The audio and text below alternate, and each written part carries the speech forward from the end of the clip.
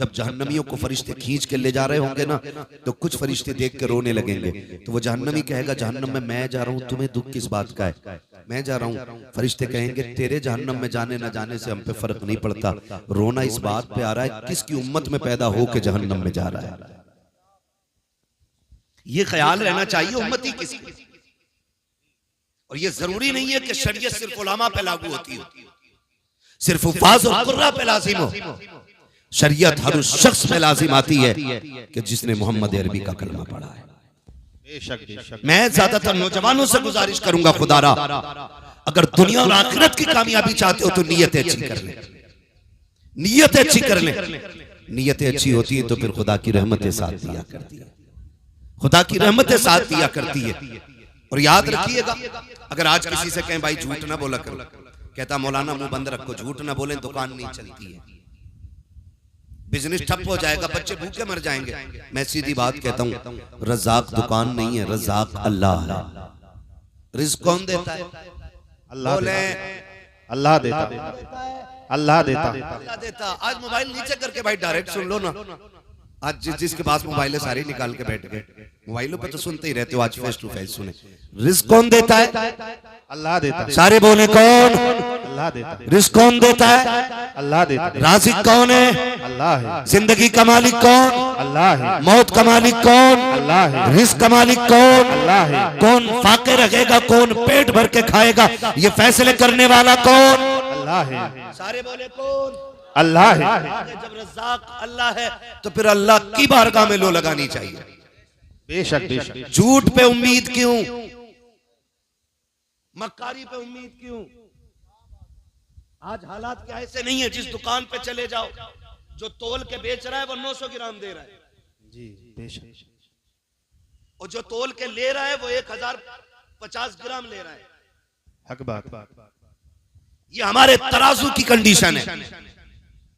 नापने पे आ जाओ, अगर नाप के बेच रहा है तो 90 सेंटीमीटर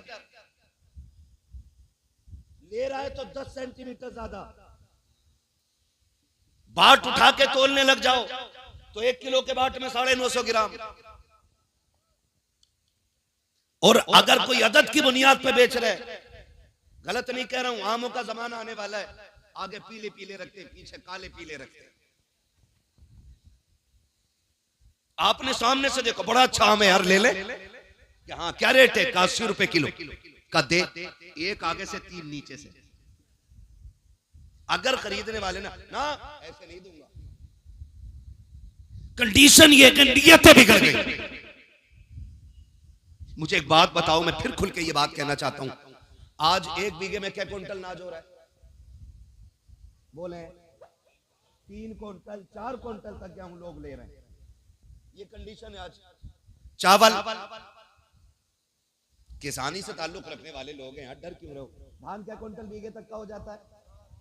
3 क्विंटल 4 क्विंटल 5 क्विंटल तक हाथ उठाए, शुक्र है किसी ने 10 का नहीं उठाया है, वरना लोग सारी पहुंच जाते। बीज का नाम हमें भी बताते, ठीक है ना? 4 क्विंटल तक आज फसल ले रहे हैं। एक दौर वो था कि 3 बीघे में 1 क्विंटल नहीं निकलता था। ये सफेद बालों वाले लोग बैठे ये बताएंगे कि जब 3 बीघे में 1 क्विंटल निकलता था तब किसी को फाके की शिकायत नहीं थी, तब किसी को तंगदस्ती का एहसास नहीं था। आज 4 क्विंटल बीघा निकल रहा है, जिससे भी मेरा दुआ करो हालात अच्छे नहीं है, दुआ करो हालात अच्छे नहीं है। आखिर हुआ क्या कि जब हमारी खेतियों के अंदर 1 क्विंटल 3 बीघे में होता था, हम सुकून से रहा करते थे। जब से 4 क्विंटल बीघा होने लगा के हमारे घरों से सुकून क्यों उजड़ता जा रहा है, हमें कोई सुकून क्यों नहीं मिल रहा है? खुदा के वास्ते कभी गौर करना, वो लोग गरीब जरूर होते थे लेकिन नीयत के सच्चे लोग होते थे। किसी के 1 रुपए नहीं लाखों रुपए पे नीयतें खराब नहीं करते थे। पहले का दौर इतना खूबसूरत था कि सोना भी पड़ा होता था तो किसी की नीयत खराब नहीं होती थी।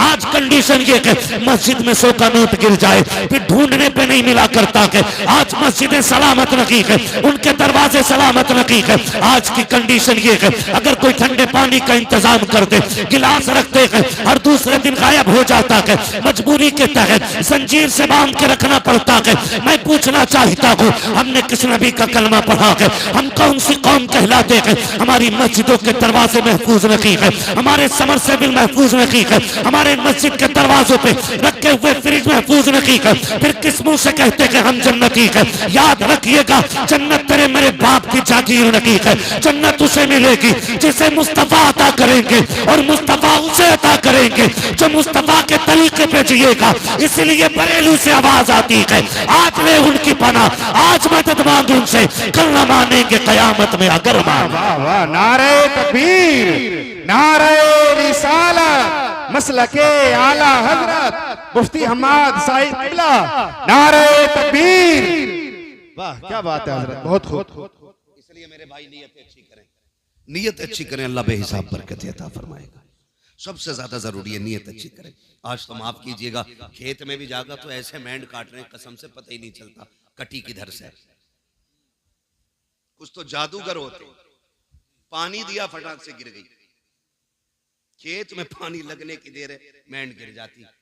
और क्या दिखाइए भाई हमने फावड़ा कहाँ मारा, अब बताओ कहाँ मारा। पता चला, मैंने एक बड़े जानकार बंदे से पूछा ये कैसे गिरती है, बताया ये नीचे नीचे से खाली कर लेते हैं। नीचे पानी दिया फट से गिर गई, वो फिर इतना बढ़ गया 4 अंगल खेत, फिर 4 अंगल खेत। इसमें बरकत, इसमें बरकत नहीं होगी, बोले सारे इसमें बरकत नहीं होगी, नहीं होगी और होगी ही नहीं। इसलिए कि बरकतें देने वाला अल्लाह है ना। अगर ये सोचते हो ना कि मैंड से बच्चे पलेंगे, मैंड से बच्चे पलेंगे, तो अल्लाह उन्हें भी रिस्क देता है जो पत्थर के अंदर होते हैं। बेशक कीड़ों को भी अल्लाह रिस्क अता फरमाता पत्थर के अंदर। तो क्या हमें रोजी नहीं दे सकता? जी दे सकता है कि नहीं? दे सकता, वो रोजी हमें भी दे सकता है। नीयत अच्छी नहीं, और नीयत अच्छी हो तो खुदा की कसम फिर देखे इस्लाम आज भी आगे बढ़ता नजर आएगा। सिर्फ नीयत अच्छी होनी चाहिए, नीयत अच्छी होनी चाहिए। मैं फिर वो बात दोहराऊं कि दिल्ली की जामा मस्जिद का वाकया है ये। दिल्ली की जामा मस्जिद पे फकीर बैठा हुआ था। आज तो बड़ी पगड़ी वालों की नीयत अच्छी नहीं है, आज तो बड़े जुब्बा दस्तार वालों की नीयत अच्छी नहीं है ना। फकीर था, जामा मस्जिद की दिल्ली की सीढ़ियों पे बैठा था। अब चूंकि एक खूबसूरत जगह हमारे मुल्क में तारीखी जगह जामा मस्जिद भी है, ठीक है, यहाँ पे जितनी भी तारीखी मकामात हैं शुक्र है वो सारे मुसलमानों के हैं, सारे मुसलमानों के, क्योंकि हिंदुस्तान मुसलमानों का है, मुसलमान हिंदुस्तान के हैं। बेशक ये बात याद रखिएगा, हमें कभी कोई यहां से अलग नहीं कर सकता, यहां से अलग नहीं कर सकता, नहीं कर सकता है। ये जितनी भी मुश्किलें आ रही है ना, ये हमारे अपने ही चापलूस मुसलमानों की वजह से आ रही है। जी जो दलाल टाइप के मुसलमान है ना, उनकी वजह से आज उम्मत पे परेशानी आ रही है। बेशक, वरना डॉक्टर इकबाल ने कहा था टल न सकते थे अगर जंग में अड़ जाते थे, पैर शेरों के भी मैदान से उखड़ जाते थे, दश्त तो दश्त है दरिया भी न छोड़े हमने, बहरे जुल्मात में तोड़ा दिए घोड़े हमने। ये हमारी तारीख रही है। आज 500 रुपए मुसलमान बिक जाता है, झूठी गवाहियां दे देते हैं अपने भाइयों के खिलाफ, हक बात, झूठी गवाहियां। क्यों? 500 रुपए में तेरे बच्चे पल जाएंगे? क्या गुजारा 500 रुपए में हो जाएगा? अगर गुजारा 500 रुपए में हो तो मुझसे 5000 ले जा, लेकिन अहद कर कभी किसी मुसलमान के साथ गद्दारी नहीं करनी है। रोना आता इन बातों को लेकर के। आज हम किस मकाम पे खड़े हैं?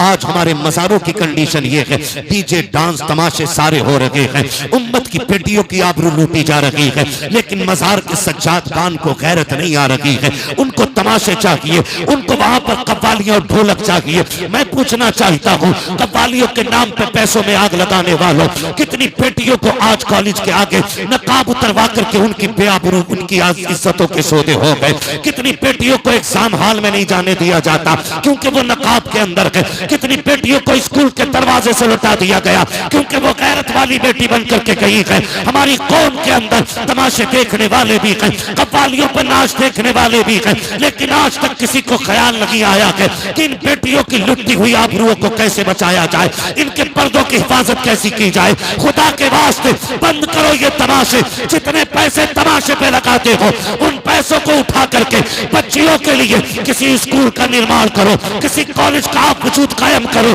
ताकि हमारी बेटियां गैर के दरवाजों की मोहताज ना रखे। ऐसे स्कूल बना दो कि जहां पढ़ने वाली भी गैरत वाली बेटी हो और पढ़ाने वाली भी मोहम्मद अरबी के दर की कली।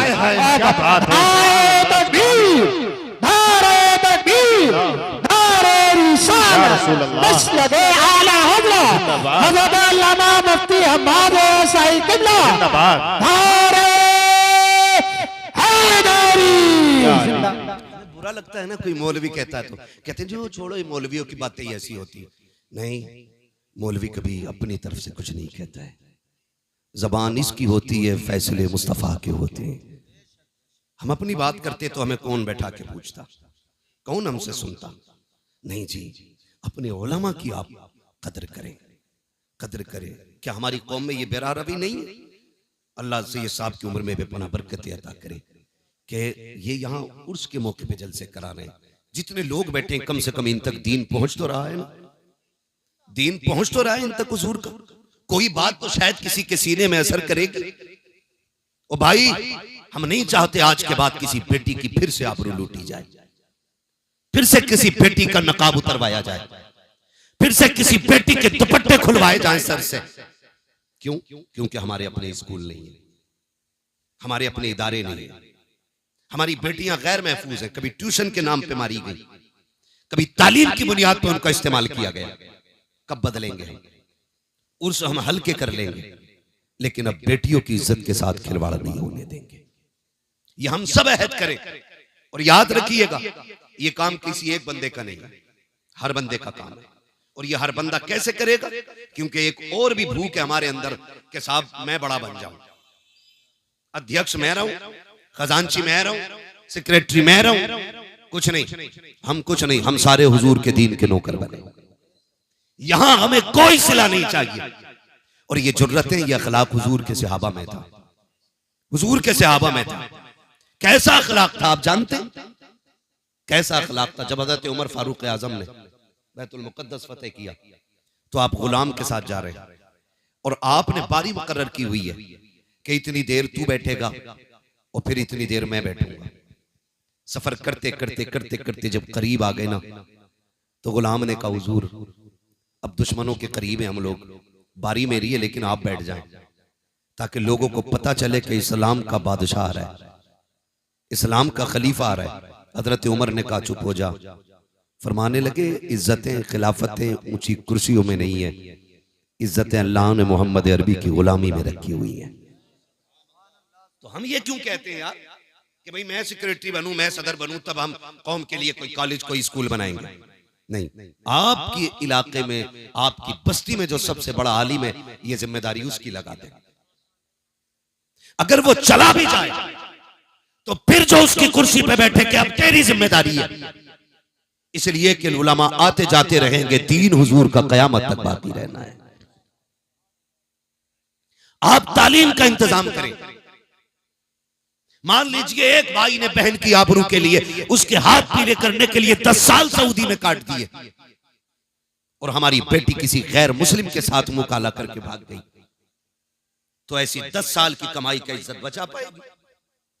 बोले बचेगी खानदान की इज्जत, बचेगी गांव की इज्जत? नहीं, पूरी नस्ल की नाक कट जाया करती है। क्यों ना उसी कमाई का 1 साल का हिस्सा हम उठा के ऐसी जगह लगाएं जहां इज्जतें बचती भी रहें, इज्जतें बढ़ती भी रहें। सुभान अल्लाह। ये हमारी आपकी सबकी जिम्मेदारी होनी चाहिए। लेकिन नहीं, ये सोचे तो वो सोचें जो इज्जतदार हों, जिन्हें इज्जत से मतलब ही नहीं है, जिनकी बेटी के दामन पे 70 दाग भी होंगे तो वो जहेज का लेप लगा के हर बेटी को ब्याने की ताकत रखते हैं। ये फिक्र तो उस गरीब को होती है ना जिसके पास इज्जत के सिवा कोई दौलत नहीं होती है। ये तो वो सोचेगा जिसके दामन में सिर्फ इज्जत ही इज्जत है। बेटी को देने के लिए मर्सिडीज फॉर्च्यूनर नहीं है, बेटी को देने के लिए 4 व्हीलर नहीं है। वो सोचता कि सिर्फ मेरे पास इज्जत रह गई है ताकि ये इज्जत बची रह जाए। खुदा के वास्ते अमीरों से भी गुजारिश है, कमजोरों से भी गुजारिश है, ताकतवर लोगों से भी गुजारिश है, पूरी कौम की इज्जत का सरमाया आज हमारी निगाहों के सामने है। अगर अब भी हमने अपनी कौम को नहीं संवारा, इसकी सही से तामीर नहीं की, तो आने वाले 10 सालों में जो कौम का हाल होने वाला है उस हाल पर रोने के सिवा हमारे पास कुछ रह नहीं जाएगा। और खुदा के वास्ते ऐसे तामीरी अड्डे बना दो, ऐसी तामीरी इदारे बना दो कि हमारी बेटियों को गैर का मुंह देखना ना पड़े। अरे बेटियों की बात तो छोड़ो, अगर बेटों को भी तालीम देनी होती है, हम गैर के आगे कदे बन के खड़े होते हैं, 10-5 लाख डोनेशन देते हैं, तब जाके हमारे बच्चों को एक अच्छी यूनिवर्सिटी में एडमिशन मिलता है। उसके बाद भी सीट के लिए हाथ बांधे खड़े रहते हैं। कब तक गुलामी करते रहोगे, कब तक दूसरों के तलवे चाटते रहोगे?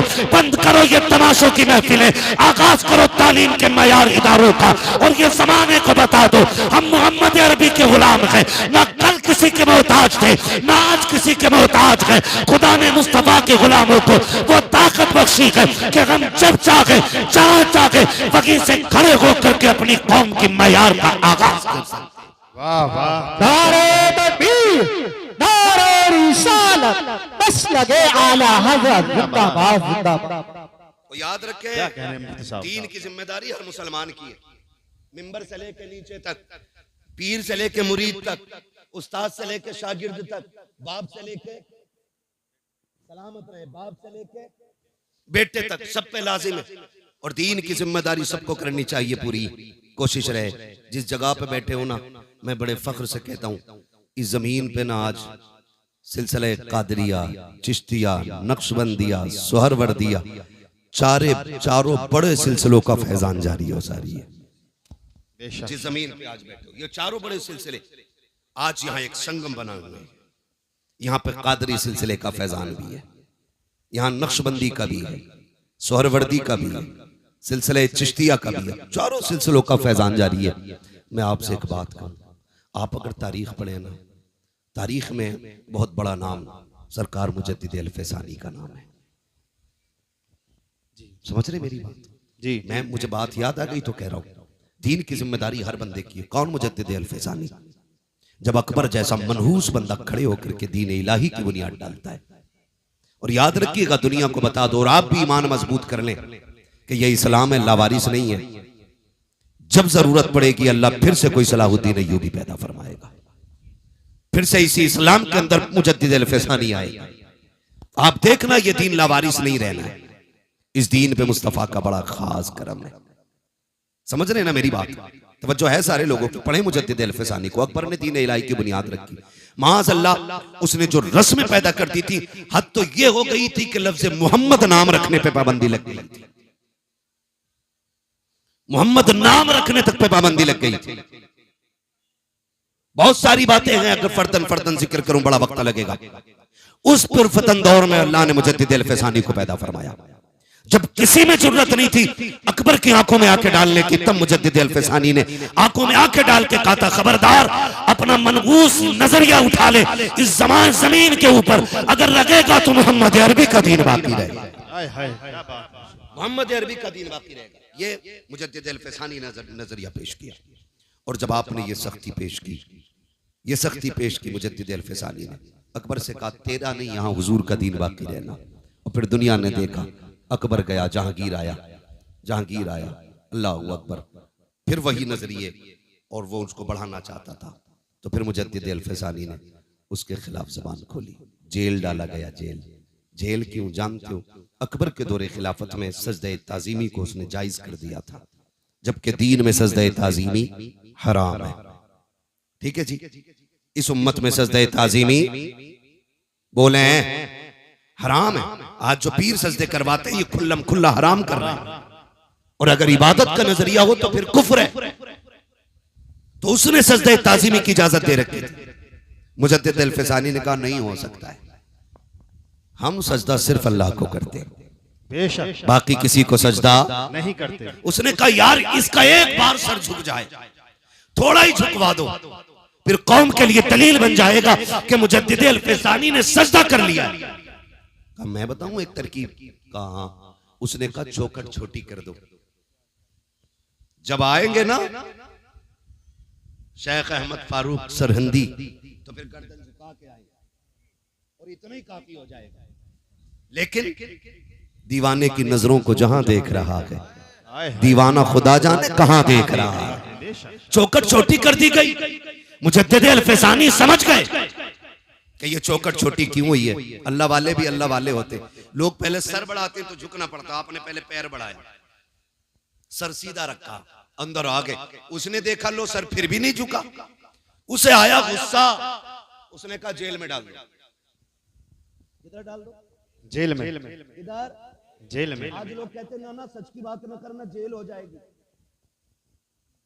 क्या करेंगे? पकड़े जाएंगे। मुजद्दिद अल-फिसानी ने कहा मंजूर है, जेल में डाला गया, लेकिन अल्लाह वाला जहां बैठ जाता है, वो कहा था ना किसी ने, अली वाले जहां बैठे वही जन्नत सजा बैठे। जेल के अंदर गए, जाकर के आपने वहां दीन की तबलीग शुरू की है, तो कैदियों से लेकर के सिपाहियों तक, सिपाहियों से लेकर जेलर तक, सारे आपके मुरीदी के हल्के में आ जाते हैं, सारे आपके पीछे दस्तबस्तक खड़े हो जाते हैं। आपकी ये शान और शौकत देखी है। एक दिन जहांगीर की बेटी के ख्वाब में मुस्तफा जाने रहमत तशरीफ ले आते हैं। जब उसने ख्वाब में देखा सरकार आए हुए हैं, लेकिन आका करीम नाराज है। जहांगीर की बेटी ने कहा था सरकार नाराज क्यों है? कहा राजी कैसे हो जाऊं, मेरा बेटा तुम्हारी जेल के अंदर कैद है और मुझसे रजामंदी की उम्मीद रखते हो। उसने बेटी ने उठ के सुबह बाप से कहा बादशाह वक्त सुन ले, रात मैंने मुस्तफा को ख्वाब में देखा है, आका का चेहरा उतरा हुआ था, सरकार गुस्से में थे और कह रहे थे मेरे बेटे को कैद में डाला है, इसलिए मैं तुमसे नाराज हूँ। का खैरियत चाहते हो तो जल्दी से उसको कैद से आजाद किया जाए। जब ये खबर बादशाह ने हजरत मुजद्दिद अल-फिसानी को पहुंचाई कि हम तुम्हें आजाद करना चाहते हैं, बाहर निकल आओ। अब अल्लाह वाले भी अल्लाह वाले होते हैं। आज के कैदी को खबर मिल जाए कि तुम आजाद कर दिए गए हो, कूदता हुआ दौड़ता है, फटाफट भागता है कि लो जी आजादी मिल गई है। मगर बाहर मेरे मुजद्दिद, तेरे हौसले को सलाम, तेरी अज़मत और रिफ़त को सलाम। बादशाह के वक्त कह रहा है तुम्हें आजाद कर दिया गया है, लेकिन मुजद्दिद अल-फिसानी ने कहा था ना ना ना ना, मुझे आजादी नहीं चाहिए। का फिर का मेरी कुछ शर्तें हैं। का कौन सी शर्तें हैं? का पहली शर्त तो ये है कि जितने लोगों को तुमने हक बोलने की बुनियाद पे जेल में डाला है, मुझसे पहले उन्हें आजाद करना पड़ेगा, पहले उनको आजाद किया जाए। मेरी दूसरी शर्त ये है कि जो अकबर ने दीन इलाही की बुनियाद रखी है, उस बुनियाद को उखाड़ करके दीन मुहम्मदी को कायम करना पड़ेगा। बादशाह परेशान हो गया। उसने कहा इसके अलावा का ये शर्तें पूरी करो तब मुझे आजादी चाहिए, वरना मैं नहीं आ सकता। उधर जहांगीर के सामने मुस्तफा का चेहरा भी था, इधर बादशाह के वक्त के सामने मुजद्दिद अल-फिसानी की शर्तें थी। उसको झुकना पड़ा और ये कहना पड़ा, बादशाह ने कहा था ओ मोहम्मद अरबी के गुलाम आ जा, कुर्सी तो मेरी है लेकिन हुकूमत आज से इस जमीन पे तेरी चलाई जाए। सुभान, नारे तकबीर, नारे तकबीर, नारे रिसालत, नारे रिसालत, उर्से मुकद्दस, नारे तकबीर। सारे बंदों पे जिम्मेदारियां हैं दीन की, सारे अपनी जिम्मेदारी समझे। जहां जितना जिसका काम पड़ जाए और जितना हुजूर के दीन के काम कोई आ जाए, बस उतना ही अपने आप को खुश नसीब समझे।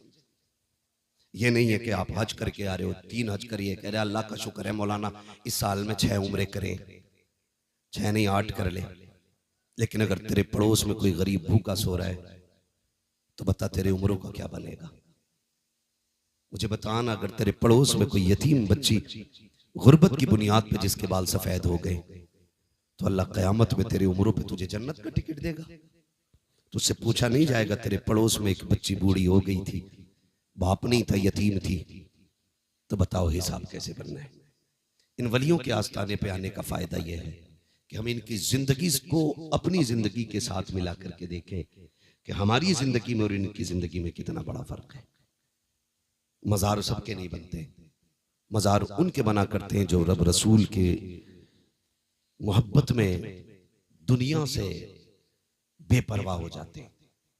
जो अल्लाह और उसके रसूल के हो जाते हैं, मज़ार उनके बना करते, मज़ार उनके बना करते हैं। नौजवान मेरे सामने बैठे हैं, गुजारिश है मेरी आपसे, रवैये अच्छे कर लें, हुजूर के दीन की मदद करें और जितना जिससे हो सके हुजूर के दीन के साथ खड़ा हो। ये आज की सबसे बड़ी जरूरत है। और आखिरी बात कह दूं, अपनी सफों में मोहब्बतें पैदा करो, झगड़ों से निकलो, इत्तेफाक पैदा करो। ये जो मेड़े काट काट के लड़ाइयां मार रखी हैं ना, ये जो बीगे और बीसों के झगड़े बंद कर दो। आज तक कभी किसी का भला पूरा नहीं हुआ है। बेशक 100 बीघे वाला भी गज भर कब्र में लेटा है, 2 बीघे वाला भी लेटा है। बता, अगर तूने 2 बीघा 4 बीघे किसी की मार के अगर जमीन बढ़ा भी ली तो तेरी कब्र में कौन सा अलग से तख्ता लगेगा? अगर जमीन की कसरत कब्र के रुतबे बुलंद करती तो मैं भी कहता 2-4 बीघे मेरे लिए भी हड़प लेना। लेकिन नहीं जानते हुए नाम वर्बे निशां कैसे कैसे, जमी खा गई आसमां कैसे कैसे, बड़े बड़े कब्रिस्तान में लेटे। अगर ये नशा ना उतरता हो ना दौलत का, तो कभी कब्रें जाके देखो टूटी पड़ी है। फाथा तो बड़ी बात है, कोई मिट्टी डालने तक नहीं आ रहा है। कई कब्रों के तख्ते दिख रहे और कई कब्रों में हड्डियां नजर आती हैं। कभी कब्रिस्तान जाओ, क्या वो हमारी तरह नहीं थे? क्या उनके जमीन पे घर नहीं थे? क्या वो जायदादों के वारिस नहीं थे? क्या उनके पास जमीन और पैसे नहीं थे? सब था, लेकिन कब तक?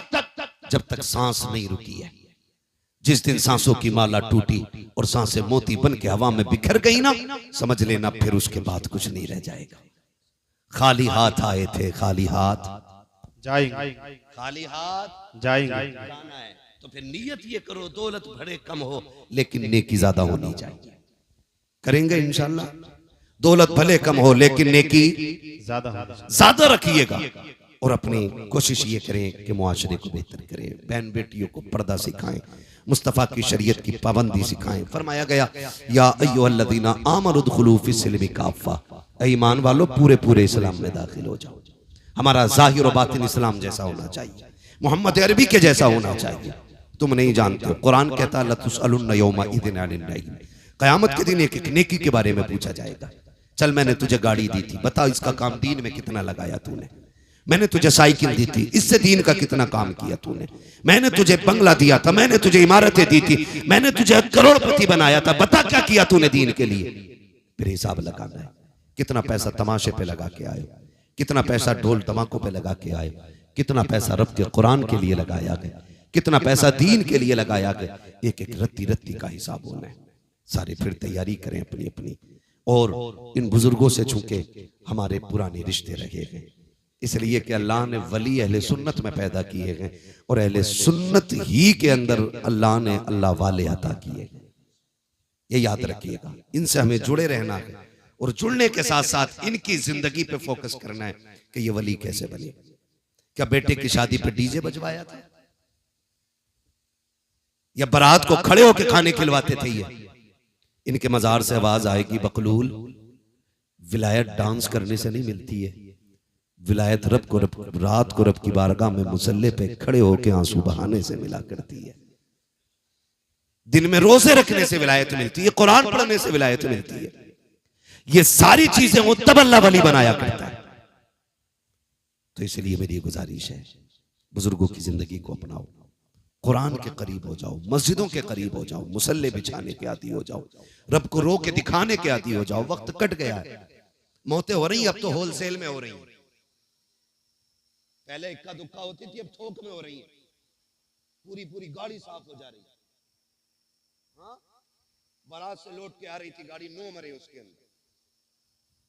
क्या है ये? क्या है? किसी बुजुर्ग से कहा था नसीहत फरमा दे, उन्होंने कहा था चल तुझे क्या नसीहत करे? कहा कभी जनाजे देखे? कहा हाँ। कहा जिसे जनाजों से नसीहत हासिल नहीं हो सकी उसे तकरीरों से क्या नसीहत मिल सकती है? जनाजे देखकर नसीहत हासिल करें। एक दिन हमें भी आना है, कह रहा जल्दी लेके चलो, मर गए फला साहब, जल्दी लेके चलो। इसे तू नहीं लेके जा रहा, ये तुझे लेके जा रहा है कब्रिस्तान। इसे तुम नहीं लेके जा रहे हो, ये तुम्हें लेके जा रहा है। और ये तुम्हें दिखा रहा, देखो आज मैं आया हूं, कल तुम्हें यहां आके लेटना है। एक बल्ब कमरे का फ्यूज हो जाए तो जब तक लाइट का इंतजाम नहीं कर लेता घुसता नहीं कमरे के अंदर। वो कब्र वो ठिकाना जहां कोई कुमकुमा भी नहीं है, एक चिराग भी नहीं है, फिर अंधेरा होगा ना। डर क्यों रे, बोलो ना, अंधेरे का घर है ना, फिर चिराग न जलाया हमने। तैयारी की कोई? क्या तैयारी की? जो होगा देखा जाएगा। मौलवियों की बातें ऐसी रहती हैं। मस्जिद से निकल के कह रहा सब ठीक है, लेकिन इमाम साहब का पैर हिल गया था, इमाम साहब की किरात सही नहीं है, मजा नहीं आ रहा, मजा। ये मस्जिद से निकल के कह रहा, जिसे बिस्मिल्लाह याद नहीं वो इमाम की किरात को गलत कह रहा। हाँ, और मालूम है ये क्या क्यों हो रहा है? मजा नहीं आ रहा। इसके बेटे की फातिहा में इमाम साहब लेट हो गए, इसलिए झगड़ा निकाल के कह रहा है नहीं नहीं इमाम साहब की किरात अच्छी नहीं है। अगर इससे पकड़ के पूछ लो ना दुआ कुनूत सुना, तो कह रहा पता नहीं जी दुआ कुनूत होती क्या है। अगर इससे पूछो ना उम्मत किसकी है, तो कह रहा भूरों के मोहल्ले में रह रहा हूँ, इसे उम्मत तक की तमीज नहीं है। उलमा पे उंगलियां उठाने वालों, हाथ जोड़ के तुमसे कहता हूँ खुदारा अपने उलमा का एहतराम करना, अपने इम्मा के खिलाफ मत जाना। जो कौम अपने रहनुमा के खिलाफ जाया करती है उसकी दुनिया भी बर्बाद कर दी जाती है, आखिरत भी बर्बाद कर दी जाती है। तैयारी पूरी है, जो होगा देखा जाएगा। कब्र के सवाल जानते हो कितने सवाल होने कब्र में? कितने? इनकी उंगली देख के ना बताओ, हो सकता है मैं इनके इशारे से इत्तेफाक ना रखता हूं। कितने सवाल होने? 3 होने। तैयारी तो फिर पक्की हो गई होगी। हाँ बहुत अच्छे। कह रहा मौलाना हम यहाँ उर्दू बोलते हैं, कब्र में अरबी कैसे बोलेंगे? मैंने कहा यहीं सीख ले मेरे भाई, अल्लाह की तौफीक से। अल्लाह जब आसानी फरमाएगा तो सब समझने लग जाएंगे, सब समझने। मगर बहरहाल तैयारी भी करनी है, तैयारी भी करनी है। इंतकाल होते हैं, मैयत होती है, तो लड़का खड़े होकर कह रहा है हमारे अब्बा पे किसी का कर्जा हो तो माफ कर दियो। और लड़के को भी बता 3 बीघे हमारे अब्बा निरी बेईमानी की जोत रहे। हाँ पता होता लड़के को अब्बा बेईमानी की जोत रहे, और कह के गए थे इसके कागज दबा के रखना। और रस्मन कह रहा अब्बा ने किसी का लिया हो तो दे दियो, माफ कर दियो। पहले कह भाई मेरे अब्बा पे 3 बीघे बेईमानी की थी, वो ले लो नहीं चल के। उससे कह दे तो कह रहा वो तो अब्बा ने तो बेईमानी करी थी, मैंने हिसाब अब्बा देंगे, मैं क्यों दूं? ये कंडीशन हमारे बाप से मोहब्बत की है हमारी। कब्र पे खड़े हो कह रहा किसी का हक मारा हो तो माफ कर देना। तुम्हें पता है आज तुम्हारी माफी से कुछ नहीं होने वाला है। आज तुम जितने चाहो हाथ जोड़ लो, अब किताब बंद हो गई है, अब इसका रजिस्टर बंद किया जा चुका है। अब तेरी माफी से क्या होने वाला है, ये फिक्र तो मरने वाले को मरने से पहले होनी चाहिए थी। आज बेटा खड़े होकर कह रहा मेरे बाप ने किसी का दिल दुखाया हो तो मेरे बाप की तरफ से मैं माफी मांग रहा हूँ। खुदा के वास्ते तुम्हें पता है, जरा बताओ तो सही, जब तेरे बाप ने पैसे वाला था, नेता था, उसने गरीब के चौक में थप्पड़ मारा था, उसकी इज्जत तो मिट्टी में मिल गई थी। आज उस थप्पड़ का जवाब तू क्या दे सकता है? उस थप्पड़ की कीमत क्या तेरे तो जुमले हो जाएंगे? तेरे बाप ने कल गरीब को अपनी सफ से उठा के कहा था ये तेरे बैठने की जगह नहीं है। जब दावत में अमीर और गरीब जगह बैठ करके खा रहे थे, तेरे बाप ने गरीब की कलाई पकड़ के कहा था वो देख टाट बिछा हुआ के यहाँ कैसे आके बैठ गया। वो जो सिल्लत उठानी पड़ी थी गरीब को, क्या तेरे दो जुमले उस गरीब की इज्जत के सौदे की भरपाई कर सकते हैं? आज जो रस्मन तुम कह रहे हो मेरे बाप से जो गलती हो गई है माफ कर दिया जाए, अब कुछ नहीं होने वाला है। मसीहत का नकीब आवाज दे के कह रहा है नादान खैरत कर, खैरत कर, आज तेरी तौबा से कुछ नहीं होगा। इसको जीते जी गरीब से माफी मांगनी थी, इसको जीते जी गरीब को राजी करना था, जिस कमजोर को इसने सताया था उससे माफी मांगनी थी। अब माफी के दरवाजे बंद है, अब आ रहा है कब्र में, अब एक एक लम्हे का हिसाब लिया जाएगा, एक एक थप्पड़ का बदला लिया जाएगा। इसके सितम से जो गरीब रोया था एक एक आंसू का बदला लिया जाएगा। मालिक बता तो सकी कभी इसको जन्नत दी जाएगी, तब मसीहत का नकीब कहेगा इसको ताकत पे भरोसा था लेकिन गरीब को खुदा पे भरोसा था। गरीब आज के दिन सब्र कर रहा था कि कभी मैं भी कब्र जाऊंगा, अपने रब से इसकी शिकायत करूंगा। अब मैं गरीब के करीब हो गया हूँ, गरीब मेरे करीब हो गया है। अब तेरी माफी से नहीं बल्कि उस वक्त तक इसे जन्नत नहीं दूंगा जब तक एक एक आंसू का बदला नहीं दिला दूंगा। इसलिए खुदा के वास्ते कब्र पे खड़े होकर के माफी से कुछ नहीं होने वाला है। अगर भलाई चाहते हो जीते जी माफी मांग लो, ताकि अल्लाह तुम्हारी कब्र को जन्नत की क्यारी बना दे। नारे तकबीर, नारे रिसालत, नारे वंशियत, उर्से मुक़द्दस, हज़रत अल्लामा मुफ्ती हम्माद साहिब मुरादाबादी जिंदाबाद। वजह है सारे लोग करेंगे इंशाल्लाह जीते जी। एक बात में बहनें भी बैठी हुई हैं, थोड़ी सी सुन लें। मैयत का वक्त आता ना, मरने के बाद मरवे के कपड़े खसोट लेती हैं। हाय जी माफ कर जाओ, मरने के बाद उसके कपड़े फाड़ रही है। जो गलती हो गई माफ कर दो मेरी बहन मेरी बेटी, अब तो वो मर चुका है। अब जितना चीखना चाहे चीख ले, कुछ नहीं होने वाला है। काश ये माफी तूने उसकी जिंदगी में मांग ली होती। शोहर से मरने के बाद माफी औरतें पकड़ के लाती हैं, पैर चूम ले।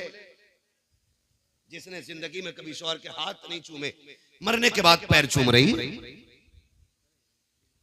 दम निकलने के बाद कह रही है माफ कर दिया जाए।